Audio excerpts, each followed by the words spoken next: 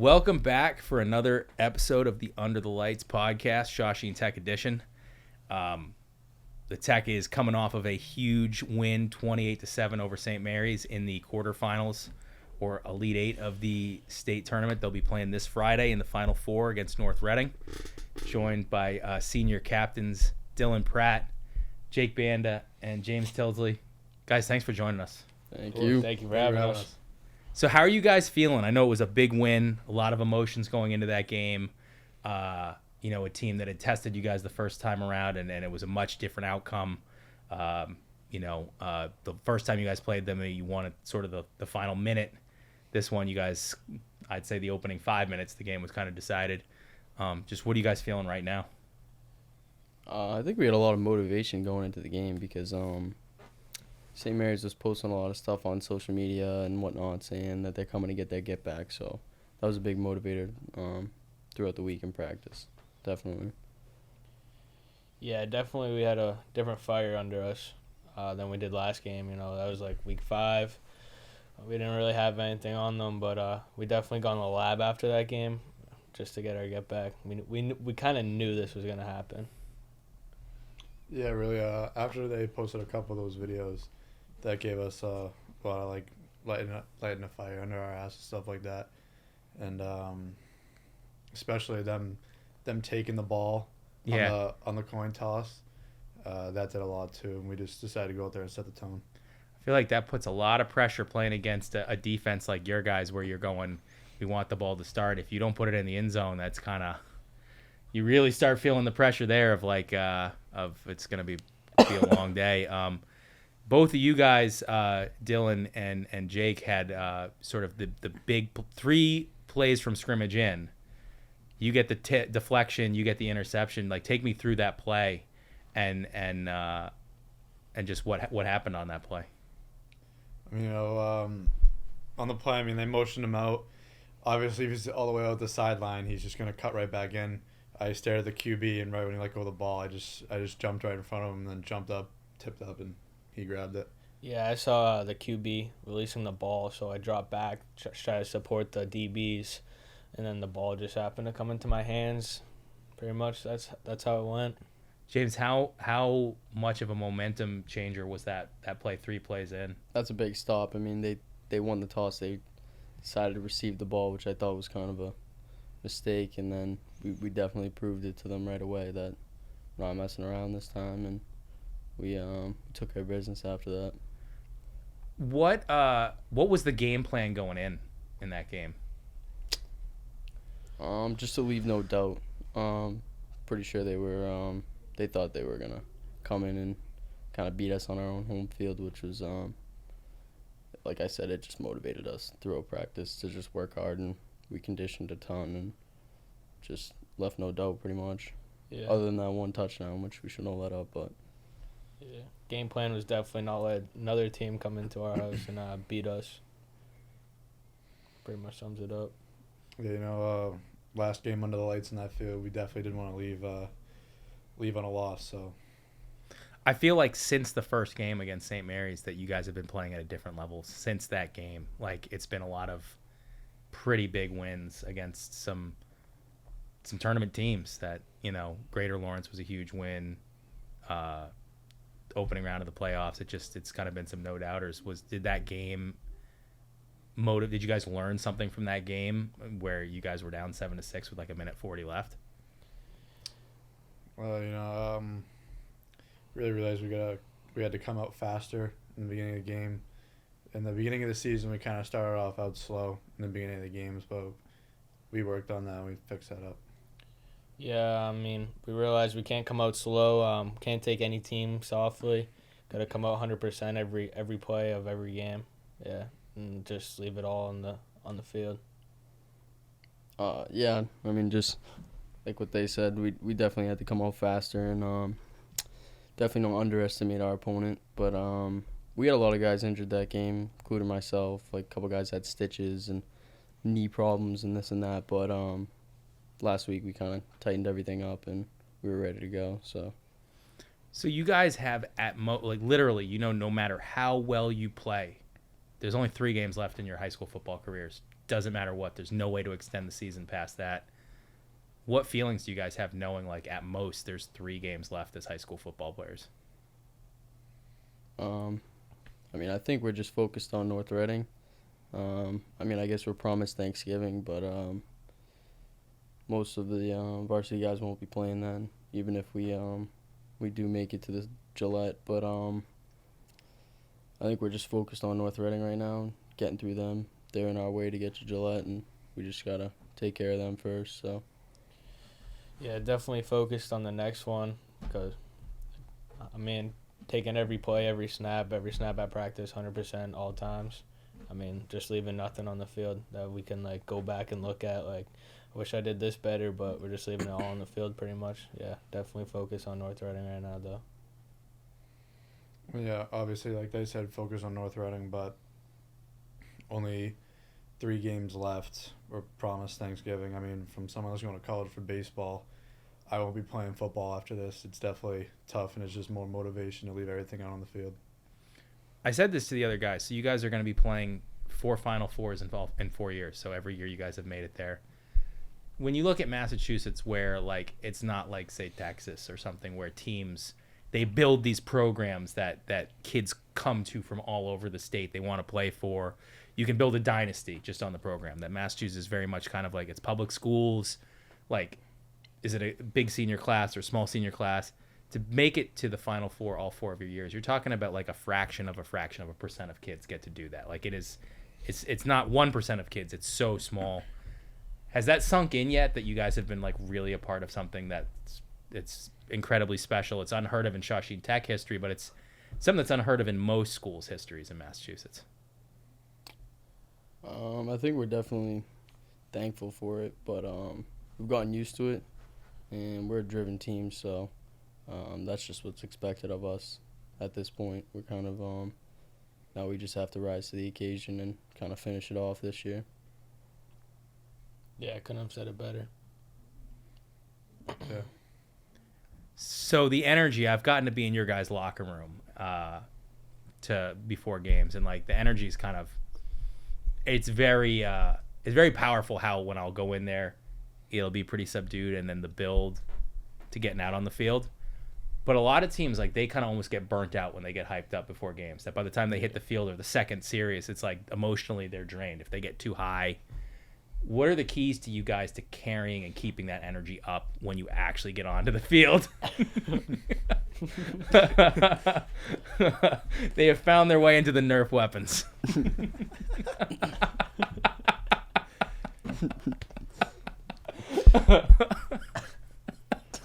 Oh, God. Oh, so the question was, how are you guys able to sustain that energy level when you actually get out there on the field and not get, like, too high before the games and not sort of have a crash? Yeah, definitely the aux plays a big part in that. I mean, I'm sure you've seen Yep. it, but our aux is pretty legit pregame. Gets me ready. Who's the DJ? Who came up with the playlist in there? I think it's like a mix between, like, a couple different people. Yeah, it's pretty much like a mix. Like, we kind of just figured out, like, what's the best, what will work. Like, that definitely is good. So I'm curious for all 3 of you guys, because I asked this of Eric, but all 3 of you are playing football for your fathers, our assistant coaches on the team. And that can be really hard dynamic to navigate, where in some instances, you know, kids' parents, like, show them preferential treatment. I don't get that impression from any of your dads that they're like, I'm going to go easy on my son or I'm going to favor him. Like, other times, kids that they struggle. And in my case, after I played for my dad in, like, the 6th grade, I was like, nah, I'm not doing that anymore. Where your parent is almost, like, tougher on you than everyone else on the team. And it can be kind of hard to navigate. What's it been like for each of you playing for your fathers on this team? I mean, it's been ever since Papuana. He's been my coach, and same with James. I've been playing with him since Papuana, and you know, him being my coach, being harder on me and everything, that just made me a better player, the player I am now. So I'm really thankful for it. It's great to have him as my coach. Yeah, I'm definitely thankful for the tough love my dad's given me through growing up as an athlete. It's definitely like brought me to the part that I'm at right now in my athletic career. That's for sure. Yeah, I mean, same way. I don't really know what it would be like without having my dad as a coach because he's been pretty much a coach in every sport that I've ever played. But I'm also thankful for coaches like Coach Pratt and Coach Banda, who's also like coached me in other sports and kind of I've grown up around. And it's good to have like family members that are your coaches as well that will push you like and tell you stuff that like just a normal coach wouldn't. So the we talked about the playlist in the locker room, but the playlist out there on the field before games. I'm a product of the '90s. I graduated high school in 2002. Like, it's a lot of songs that I recognize. It's got to be coming from one of the coaches. Like, which of the coaches is putting together the playlist before that's playing out there on the field? Do you guys know? Do you have an idea of who's pretty sure like my dad goes up into the press box and like does whatever he does up there and plays all these songs. Yeah. But Definitely. definitely not one of us. Yeah. see, for me, I'm like, oh, this is kind of getting back to like I think the golden era of hip hop before the trash that's out now. But for you guys, I'm sure it's like, what in the world is this? So, what are the thoughts on the music that plays out there pregame? I mean, I like it. Sometimes the only time I hear the songs that are played are on Friday nights before I'm ready to go, and it's like, wow, like I forgot about this song, and it just like gets me in the mode, like even more. So we've done a lot of time talking about players that like we kind of knew coming in, even though we didn't cover you guys last year. We knew who all of you guys were. Is there a player or a couple players that to you guys were a surprise the season they've had? I don't mean like people outside the team weren't expecting big things, but I mean even like summer lifts, summer double sessions, you maybe weren't expecting them to have the year that they wound up having. I'll throw it out there. I don't know if you asked this question to them, but they probably agree with me. Isaac Martin, he showed up to just about every single lift this summer, every single lift in the spring. He worked very hard. I mean, I think he got his squat up to 500 pounds, and he's been playing our O-line since the first week, and he's litting it up. Yeah, I'd agree with that. Probably say someone else that's starting to like really kick it in on defense is Ralph. Ralph's been lighting it up on the defensive side of the ball. And then, like he said, Isaac killed it all summer, doing great during the season and everything. Yeah, I was about to shout out Ralph and Rick as well. Rick Raymond kind of stepped it up. He didn't really do much last year, but now he's starting at nose guard, weighing like 170 pounds. So definitely give props to Rick and Ralph for that. Yeah, Ralph's only been playing for 2 years too. Wow. Yeah. His second year playing football. I think Rick played growing up. I think Rick played in Brockton. Yeah, played in Brockton growing up. I'm pretty sure. Yeah, Ralph, like I feel like from that Greater Lawrence game on, like he had the hit to open that game up, and it's been like he's been just laying people out ever since that. Yeah, he's definitely got the bug. Do you guys have any favorite moments from the season? And it could be something that happened in a game, could be something you did, could be something totally off the field. I'm just curious, like, if you guys have any moments that stand out to you. My favorite moments of every season are usually the pasta parties on Thursday nights. I always like those. They're fun. I enjoy those a lot, and I'll definitely miss those a lot. Pasta parties definitely. Well, I'll never forget those. I'm always gonna miss those. Something else, probably say, when Coach C says, "How about those Rams?" after every single game. That's pretty good. Yeah, I mean, something I'm gonna miss is like at the end of practice when we're all huddled up and Coach C will be talking. We already know what he's gonna say, but he just keeps talking about it, talking about pre-sale tickets and everything else, and you just kind of look at your buddy and you're like, "Are we getting out of here?" But that's the little stuff that I like. Yeah, that's a good one. So we've had a ton of fun covering you guys this year, and it's been a real privilege for us to be a part of it. We've done a lot of different edits. I take a more serious approach. Nico takes a more creative approach. Mm-hmm. And then we've got some other people along the way that are helping us out too. Do you guys have a favorite edit that has been done by WCTV this year? I like the Pickle Rick. Yeah, that one got me good. That's a good one. Pickle Rick was good. I like the one when the drone was like over the stadium or whatever, and like the lights shut off. Yep. That was I did that one. That was a sick. cool one. I had a too, plan. yeah. I was like, because for that game, when the lights came on, it wasn't dark yet. So I was like, I got to get the drone up there and wait until they turn them off. And so I just had it up there.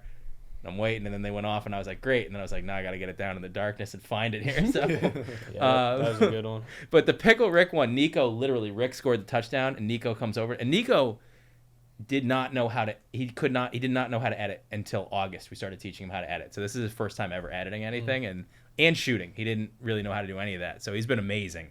But he came over to me after Rick's touchdown. He's like, I have an idea. I have to get into the studio. It's on Rick. I have a Rick idea. I was not expecting that That's edit. a good one. That's awesome. It's because like it's the stuff you'd never think of. Right. Yeah. It's the best. Yeah, I like those a lot. Especially what did he just make, the Wreck-It Ralph? Yeah. That one was good. That was another one. He came in today. He texted me after school, and he was like, "Is the studio open?" I was like, "Yeah," and he was like, "I have an idea for an edit. I'm coming over." So that one was awesome. He did the Dora one too, the backpack. Yeah, that was. Oh, Yeah, yeah, that's yeah. right. Yeah, I would never have come up with some of this stuff. So, and then we have also Derek is a kid from Ulick from your school who does a lot of the effects that we've had. So and the graphics, the player of the game stuff. We have a bunch of those that are the player of the game ones. They always have to wait a couple weeks because it's when he's on his co-op week and he's here. We get a whole bunch of them out, and then it's like we have to wait till he's back in because I don't have the time or the graphic design ability to come up with the graphics. So we'll know who the player of the games are, and then I'll just have a list and wait until he comes in and give them to him. So you guys are playing North Reading Friday, biggest game of the season, obviously, Final Four. What are the keys? What do you guys have to do to play your best football Friday? Yeah, we just need to be ourselves. That's pretty much. Be ourselves, play our game, do what we do. No. Yeah, I mean, we've definitely been in this situation before. It's just we know what we need to do. Just do the same thing we've been doing, take care of business, and get to Gillette pretty much. They're standing in our way, so just got to take them out. I got to ask, so you guys go into the tech, there's a lot of impressive automobiles and other stuff there. You know, you've got lifted trucks, you've got all kinds of stuff. Mm-hmm. Who on the team has the best vehicle? Could be a car, a truck, a motorcycle. Who are you guys you feel like is the most impressive?